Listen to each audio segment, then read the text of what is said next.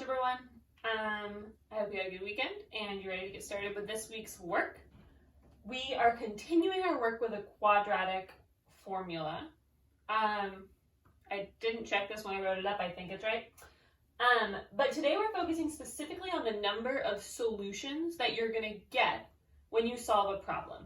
In all the problems we saw last Friday, we had 2 solutions, which is what you've got when you have a parabola that goes through the x-intercept in 2 places. This is one solution, this is another solution.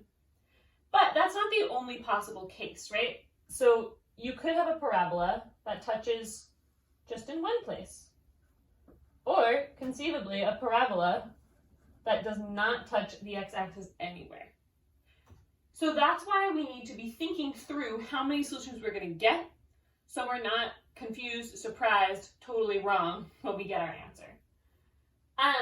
To do that, we are going to be looking at what is called the discriminant, which is the b squared minus 4ac inside the square root. That's the piece of the formula that tells us how many solutions we're going to have. I'm not going to explain it now, you'll get that later. But this is an example of what the Common Core calls the skill, look for and make use of structure. So you're looking at a specific piece of the formula, and based on what's going on there, you can extrapolate, you can go out and think about the entire equation more broadly.